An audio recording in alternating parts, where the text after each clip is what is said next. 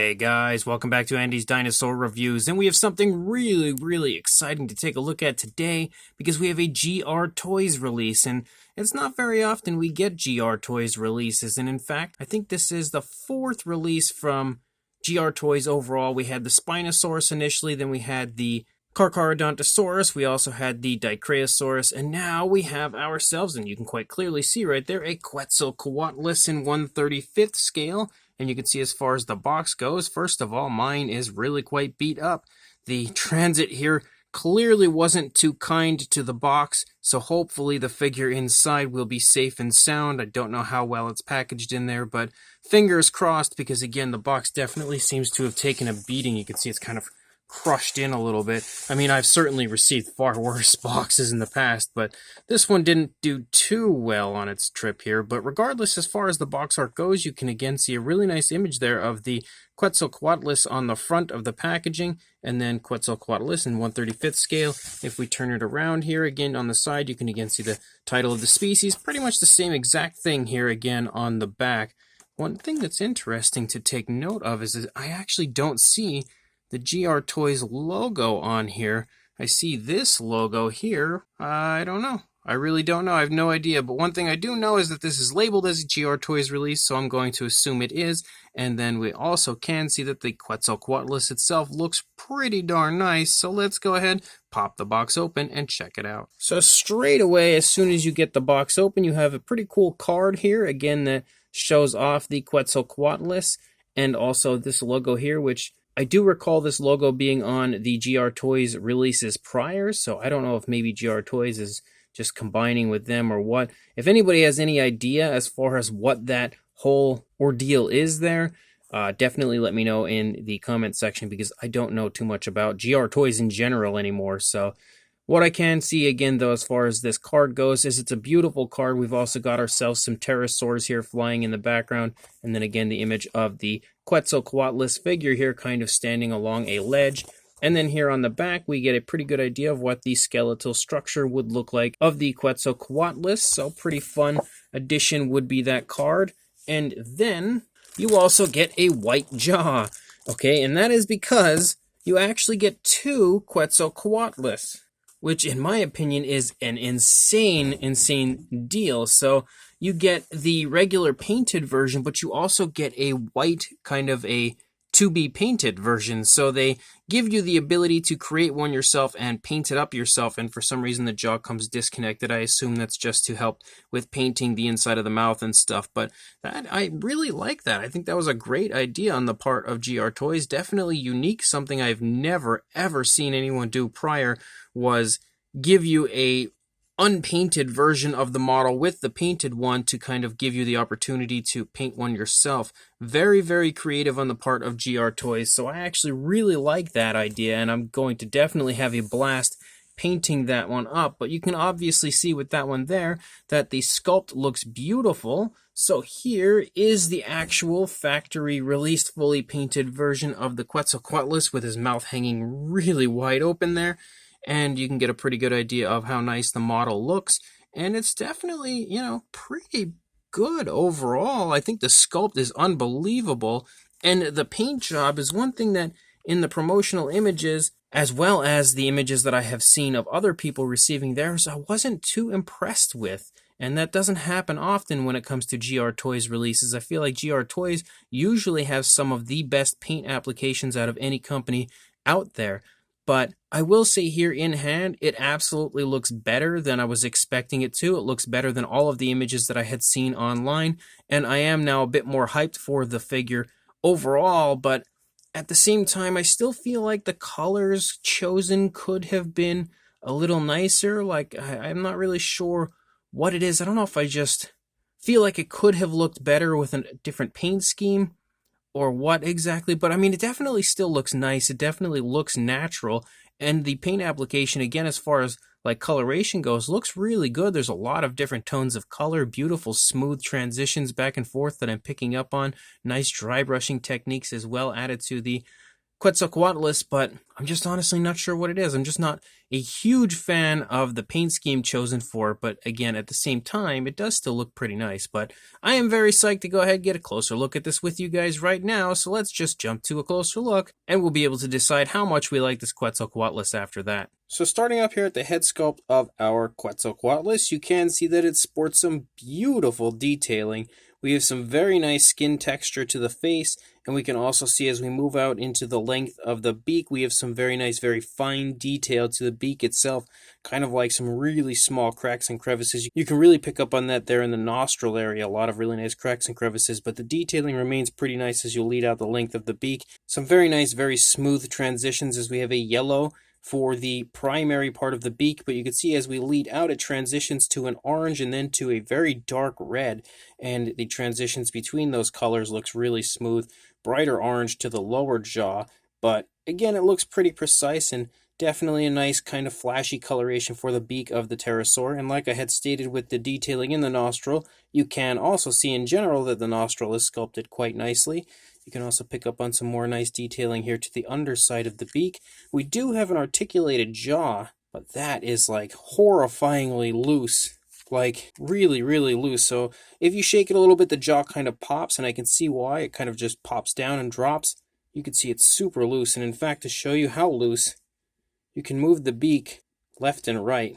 I don't know if they're all like this or if this is just mine, but that is like horrifyingly loose. Like I feel like it's just going to fall off. But considering the other beak there that we saw on the one that's, meant to be painted is disconnected, maybe this is similar to that, like where if you just pull in the beak, it'll disconnect, you can pop it back on. I hope that would be the case because, I would hate to see it get damaged with such a loose beak. I'm not going to try it, but I would think that that would probably be how this works, similar to the other one where if the jaw comes off, you can just pop it back on. So I'm not too worried about the looseness of the beak, and even with the beak being so loose, it actually works pretty nicely. Like you can see, you can open it to quite a few different distances, and it can actually open really wide. Look at how wide that mouth can go. So that's a plus. And on the inside of the mouth, you can see we have some nice purplish tones with some pinks as well as you lead back closer to the tongue. And you can see the detailing there in the back of the mouth and the back of the throat also looks really nice. Even the upper side to the inside of the mouth looks great as far as the detailing standpoint goes. Definitely could have looked a little better if there would have been a gloss coat added in there, but see, now look at the jaw went crooked. But it still doesn't look terrible. As you lead up into the crest of the Quetzalcoatlus as well, you have some more really nice texturing to the skin. Nice reddish tones up there to give that area as well a bit of flashiness. And then moving down here into the side of the face, you can see again some nice variations of browns as well as even some like orangish tones. So there's a lot of color variation to the pterosaur. The eye is painted with a white, given a black pupil. You can see some nice creasing and everything there around the eye, as well as the ear there right behind the eye. So detail-wise, it looks really nice. And for the majority of the face, it kind of looks like we have like a skin type of a look. But as we lead back here into the neck, you start to see the pycnofibers pick up. And that's something that, of course, you would expect to see on a Quetzalcoatlus would be a lot of pycnofibers. And they are definitely present here on this GR Toys version. And as you continue to lead through the figure, you see a lot of like speckling and stuff that, is pretty abundant throughout the majority of the figure, I would say. You can see the throat here on the underside of the neck. And as we lead down, we go from this light yellowish brown to now having a white and a gray mixture. Seems like there's some nice dry brushing or a wash that's been added. So it does give some depth to the paint, and it does look really quite nice. Also helps to elaborate the, pycnofibers there on the underside of the neck. And then up here on the back of the neck, you again see those fantastic pycnofibers leading down the entire course of the pterosaur. But we have that yellowish brown up here. You can see as it lightens from the face, lightens to a yellowish brown. And we have some more dark brown, but it's kind of like striping, really, really subtle striping as you lead down the course of the neck. And then you can see it transitioning to a reddish coloration here as we reach down into the body, as well as some kind of like white striping, or like, it's like some really light kind of grayish striping actually. Like it's honestly tough to tell if that's a white or a gray, or even a very, very light hint of blue. It's a pretty interesting shade of color they've chosen for the back there to kind of highlight the back and, really elaborate those stripes, but you can also see that throughout the back of the Pterosaur, we can see that there's some very nice dry brushing that has been applied with a lighter tone of color, which really makes all of the pycnofibers pop here running along the back. You can also pick up on the spinal column there running down the back of our Quetzalcoatlus. And one thing that I really do like about most Pterosaur models nowadays is we often get them in standing poses, and that's exactly what you have with this Quetzalcoatlus, which I feel like is definitely the superior way to display a Pterosaur, because unless you're very, very creative, like in the case of SP Art Projects, who has an unbelievable Pteranodon Sternbergi, and they have the ability to have it flying, but still looks really good as far as the way it's displayed. You don't often get that from Pterosaurs, so when it comes to a Pterosaur model like this, I do like the standing position. I just feel like it's a lot more convenient and sensible to have it like this. But as you lead down throughout the course of the wings, you can see again that the hands are touching and the wings have a nice fold in them, and you can see a ton of color variation, like lots and lots of color. You can see shades of like reds and oranges, as well as pinks and dark browns. There's also some black spots, and just, again, a lot of color. We've got off-white, just tons and tons and tons of different variations. I honestly can't even pick up on them all. But you can also see that as far as the folding of the wing goes, that the skin detail is honestly unbelievable throughout the course of the wing here. Like, the folds have been captured perfectly in the sculpt, as you see so many skin wrinkles and creases and everything throughout. You can also see that as we move down here, the hand looks really good as far as the sculpt goes. The nails are painted with a black. We have some color variation there in the hand, but the majority of the hand seems to mostly be a black, with some little hints of like some oranges or pinks or something down there. And again, as you lead up toward the tip, you can see it lighten to a very light kind of an orangish brown up there at the tip of the wing. And you can even see that the insides of the wings sport tons of color variation, as well as some very nice, incredible looking sculpt. You've got the feet back here, which also look good, again painted with a black, similar to what we saw there in the hand. Same deal for the other foot. You've also got the tail sticking out of the back of the Pterosaur. And over here on the opposing side, the arm and wing and everything is going to look pretty much the same, because the Pterosaur is just kind of standing there, and you have the same similar positioning as far as the wing goes over here, again showing off the beautiful looking skin wrinkles and skin creases, as well as just a plethora of coloration. And you also have those speckles, again something we've seen through pretty much the majority of the Quetzalcoatlus, so that as well does look really quite nice. And then on the underside, again, you can see that we have all of that nice mixture of like whites and grays here running throughout the entire underside, from the neck down to the entire underside of the Pterosaur, until you again get out into the skin flaps, which you can see that as far as the wings and everything go, and the skin flaps of the wings, you can see that we sport some beautiful detailing, as well as some nice variation of color. We even have like pinkish stripes here on the underside, so the detailing and paintwork doesn't cease anywhere, even on the underside of the Quetzalcoatlus. You can see as well that the Pterosaur has its head turned in a left-leaning position, so over here from the other side, you can kind of see how the head is turning away from us a little bit there as you lead up the course of the neck. So obviously this is the more dominant side as far as a display goes, but really, really beautiful sculpt, and honestly, the paint job, again, looks better than I expected it to. I certainly would like to have seen a different color on it, and I'm not sure, it's probably just my preference, but I really don't think that the coloration of the Quetzalcoatlus is all that exciting, and I just feel like the paint application kind of doesn't really live up to what I'm used to when it comes to a GR Toys release. But with that being said, it's still very nicely done. There's a lot of color variation added, and everything looks nice and natural throughout. So even though it's not quite as nice as what I'm used to from GR Toys, it still is definitely a very nice looking Quetzalcoatlus. I will say, I think the coloration is growing on me here. The more I look at it, the more I'm starting to like it.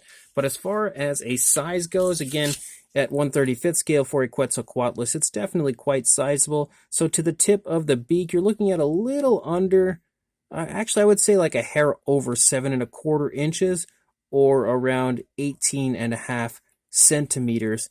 There's not really too much else that you can do as far as the Pterosaur goes size. So you see that right there? That's what I'm talking about with the loose jaw, because all I did was move it and the jaw popped open. I feel like that's probably going to be kind of a pain in the butt, but there it goes again. So you can really see how loose that jaw is. But at the same time, again, it's not a huge issue, but I feel like there it goes again. It definitely could have been better if the jaw wasn't so loose. Something maybe that GR Toys could work on in the future. But again, size-wise, there's not really much else that I can pick out that we could do as far as the size goes. So, for a size comparison, there is Mr. Papo T-Rex, the Attack Pack Colovosaurus, and Robert Muldoon in comparison to our GR Toys Quetzalcoatlus. And you can really see, again, size-wise, that the Pterosaur sports a pretty good size, as it definitely is taller than Mr. Papo Rex, and at 1/35th scale, it's pretty much what you would expect. And you can also quite clearly see that the Mattel figures here are certainly not to scale, as Muldoon is like massive in comparison to what a Quetzalcoatlus would be size-wise in comparison to a human. But again, hopefully these here will help to give you a rough idea of the size. And then for a second comparison, here is the GR Toys Carcharodontosaurus in comparison to the Quetzalcoatlus. And just looking here at the Carcharodontosaurus, I feel like this is a perfect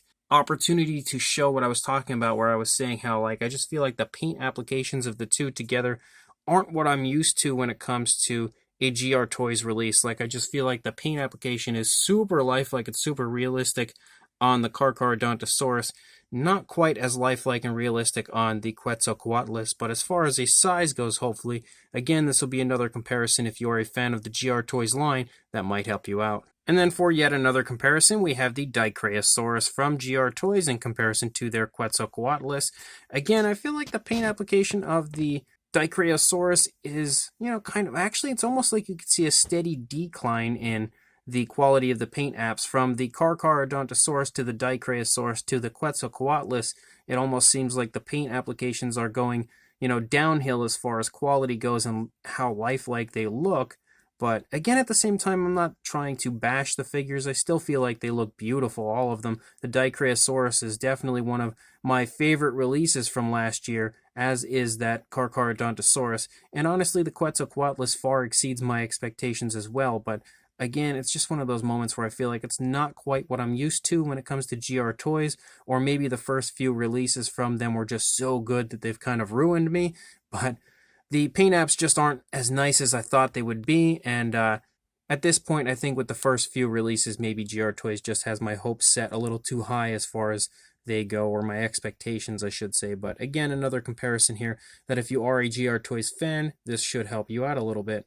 And then as far as Quetzalcoatlus comparisons go, there aren't honestly all that many Quetzalcoatlus out there. Like, there's definitely some, but there's not an abundance like you would expect there to be. But as far as a size goes, here is the Papo version in comparison to the GR Toys version. And I really think it's crazy to say this, but I think the Papo version's better than the GR Toys version.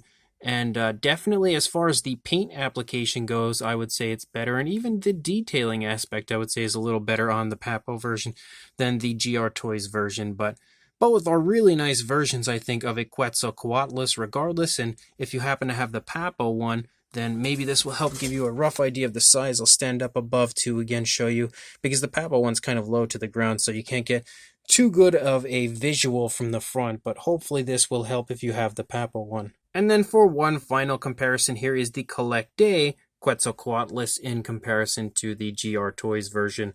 Now this time I definitely feel like the GR Toys version wins quite significantly over the Collect Day one. I like the Collect Day version, but it honestly cannot compete when it comes to this newer GR Toys version. So this brand new GR Toys Quetzalcoatlus is definitely a fun figure, but it's not as nice as I was hoping it would be. It has, regardless, exceeded my expectations as far as what I was expecting, but I was kind of hoping that once I got it in hand, it would be like similar to a lot of the PNSO releases where the people that are taking images of theirs prior are like, it looks okay, and then when I get it in hand, I'm like, wow, that's actually beautiful.